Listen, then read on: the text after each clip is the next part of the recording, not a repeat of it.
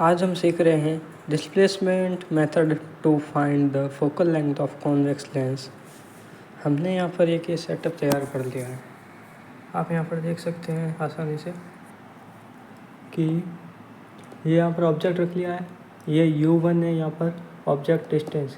U1 मतलब ये पहली पोजीशन की ऑब्जेक्ट डिस्टेंस। V1 मतलब पहली पोजीशन, ये वाली पोजीशन पे जब रखा हमने लेंस को तो उससे क्या इमेज बनी V1। ओके, उससे पहले हम यहाँ पर एक कंसेप्ट सीख लेते हैं कि जब ये U1 पर होगा तो ऑब्जेक्ट जब U1 पर होगा तो इमेज V1 पर फॉर्म होगी। ठीक है, तो एक ऐसी पोजीशन आएगी इसकी जब वापस से ऑब्जेक्ट डिस्टेंस ये V1 यहाँ पर ऑब्जेक्ट डिस्टेंस U2 के बराबर हो जाएगी।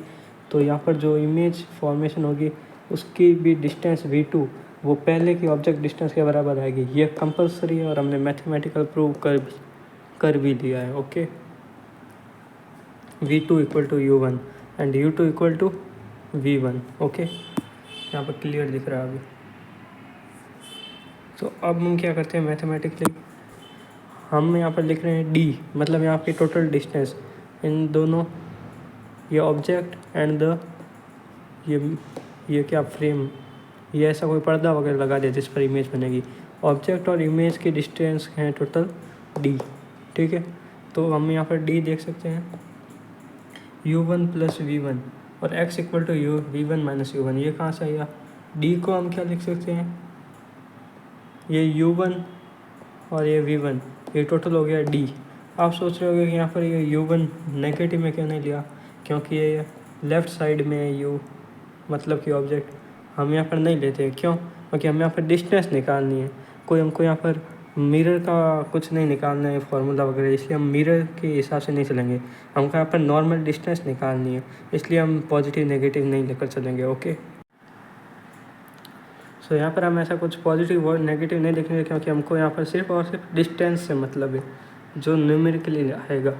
इसको और इसको जोड़ने से टोटल यहाँ पर D डिस्टेंस आएगी। ठीक है, तो हमने यहाँ पर लिखते हैं D equal to U1 plus V1 और x होगी इन दोनों के बीच की x मतलब डिस्प्लेसमेंट टोटल कितना होगा, ये पहली पोजीशन या दूसरी पोजीशन। हमने यहाँ से लेकर लेंस को यहाँ तक कितना खिसकाया मतलब कितना डिस्प्लेसमेंट किया। ओके, सो अब हम यहाँ पर देख सकते हैं कि जब इन दोनों इक्वेशन को हम ऐड करेंगे तो D plus x and V1 plus U1 plus V1 plus V1 minus U1, तो प्लस U1 और माइनस U1 कट के 0 हो जाएंगे और V1 प्लस V1 हो जाएगा 2V1। Okay, so V1 equal to आएगा D plus X by 2। Similarly U1 equal to आएगा हमारे D माइनस एक्स अपॉन 2। अब यहाँ पर आते हैं हम पहली पोजीशन U1 और V1, जब ये U1 डिस्टेंस पे ऑब्जेक्ट था और V1 पे इमेज बना, उस टाइम पर हम लगाते हैं यहाँ पर मिरर फार्मूला, लेंस फार्मूला। तो हो गया 1/V1 minus 1/U1 equal to 1/f। हमें यहाँ से फोकल लेंथ निकालनी है। ठीक है, तो V1 रखते हैं यहाँ पर हम इस इक्वेशन से T प्लस एक्स बाई 2, तो 2 ऊपर चला जाएगा, D प्लस एक्स नीचे आ जाएगा। ठीक है, नेगेटिव माइनस साइन 1/U1 रखना है। तो U1 हम यहाँ पर देख सकते हैं कि इंसिडेंट रे ऐसे आ रही है। ठीक है, लेकिन हम यहाँ पर ऑब्जेक्ट डिस्टेंस U1 पीछे जाकर मेजर कर रहे हैं, तो हम यहाँ पर नेगेटिव में लेंगे। ठीक है, तो negative of D minus x upon 2, D minus x ये इसका हम रेसिप्रोकल करेंगे क्योंकि 1/U1 देखना है हमको, तो इसका 1/U1 होगा 2/D माइनस एक्स।